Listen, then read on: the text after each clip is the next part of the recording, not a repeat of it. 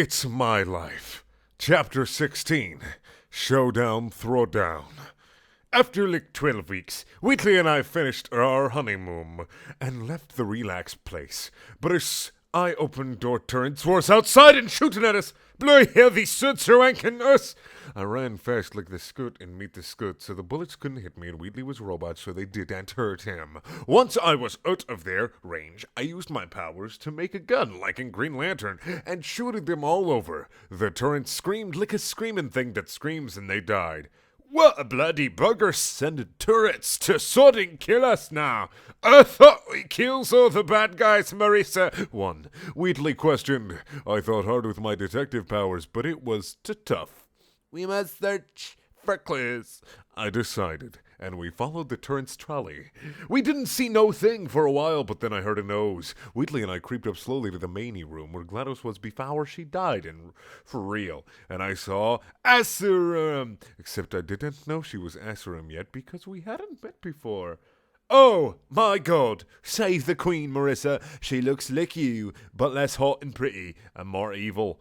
This was bad news, and she was making more turrets, and even worse, she had a prototype portal gun. Now, with the prototype portal gun, I can make a portal to Andor Hill and let all the zomboys and Sid from Win Atlas and Peabody throw taters in there come out. Asaram goated and shoot portal onto the wall. A bunch of zombies lick from Resident Evil. Not the game, the movie. I'm not actually quoting the story there. I'm just assuming that she means from the movie. Because, what kind of girl would play video games? And zombie robots, probably not this girl, out looking for me killed because we had unfinished business. Asaram had to be stopped before she could make more bad guys, or she would take over the whole world. Wheatley got really scared and said, Marissa, this is serious. That bloody wanker is making a monster army, and if we don't stop her quick, she'll bloody kills us all. Things was looking bad. There was no way I could fighty all those guys, and some girls, too. Then a big TV happened, and it showed Asaram's turret and evil zombie army killing all the world of England.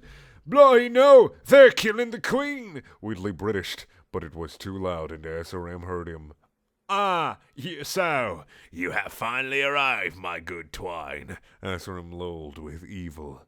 Are you? And why do you look like me, but less hot and pretty and more evil? I yelled with angry. I am an evil clone made to kill you, Marissa Roberts, and take over the world. I almost... God damn it. Because it all made sense.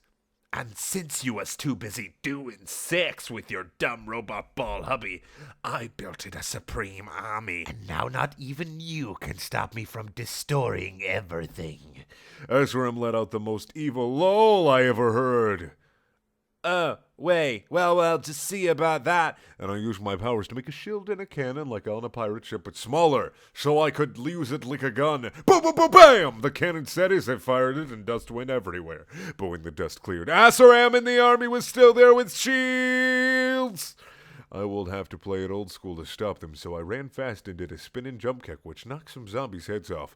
More zombies got up and put turrets on their heads to shoot and run at both and charge me, so I jumped in the air and used my powers to make an anvil. The zombies got, oh shit, looks in their feces, and the anvil dropped down and made them go squish. Very good, Marissa, but... will you fight so well when I kill your hub's head? Before I could even O-mouth, god damn it.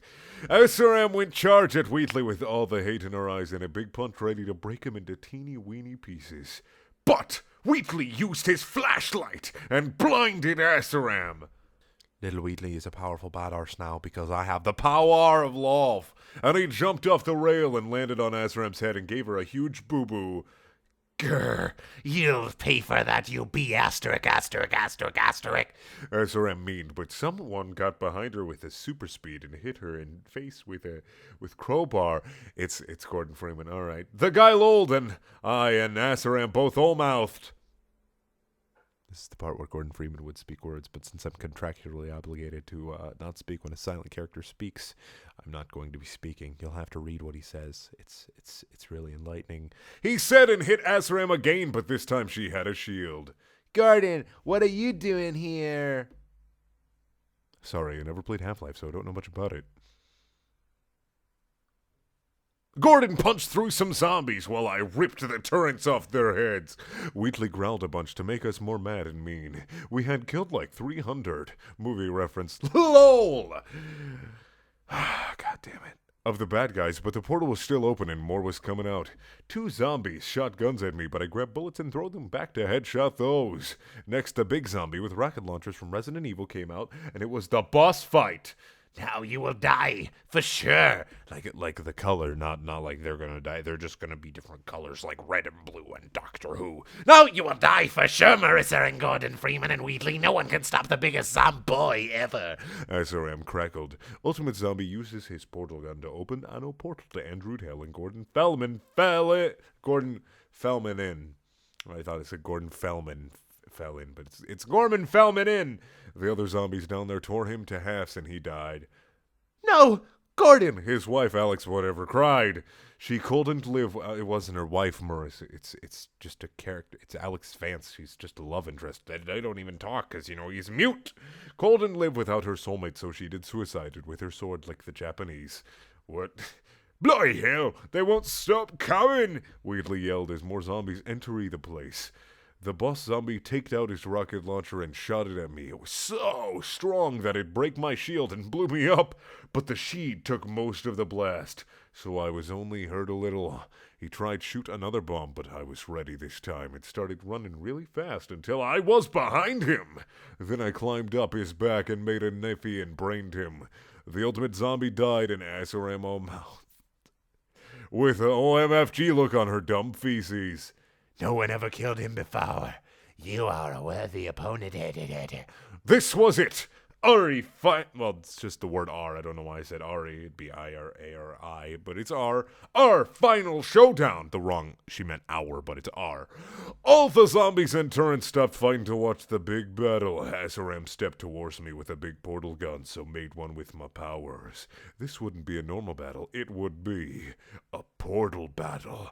Asaram made the first portal. It was the land of dinosaurs when we fought over a big volcano, but Atrexie had Asaram, so I was happy. But Asaram exploded out of the T-Rex, tummy getting blood and brains everywhere.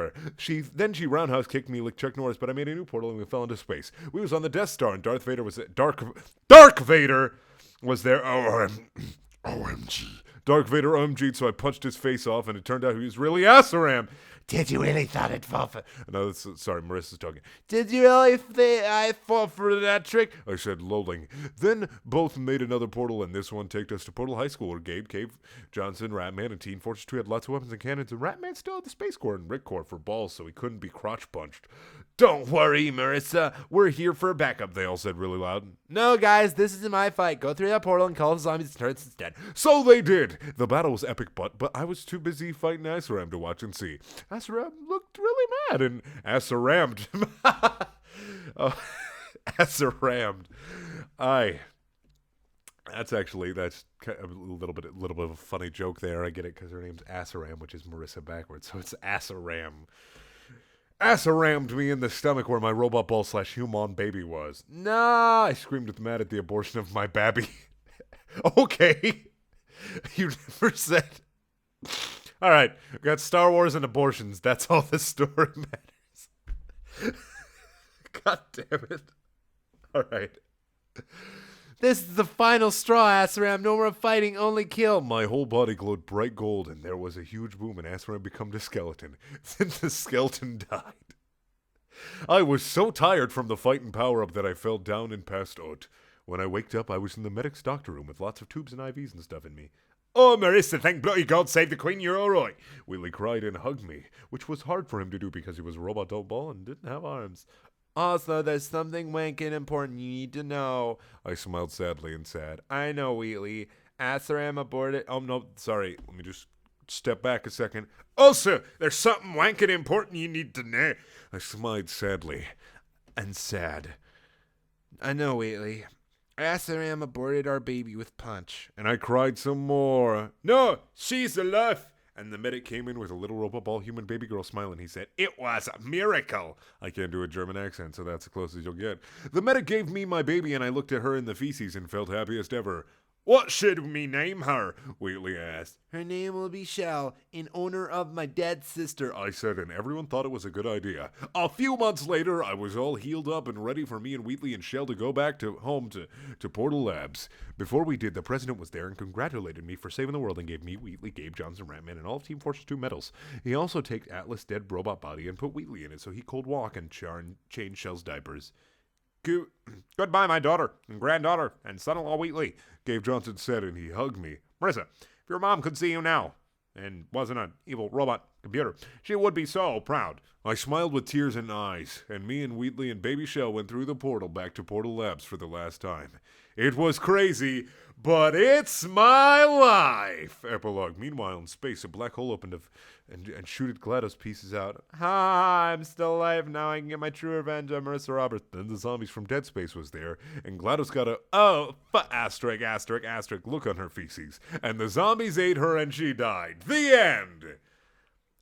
Thank you for watching. It's been a great, great story. Not great at all. But if you want to watch this story from the beginning, please just click the annotation in the top right corner. You can watch all of it because it links to a playlist, and if it's not there, then I was too lazy to put it there.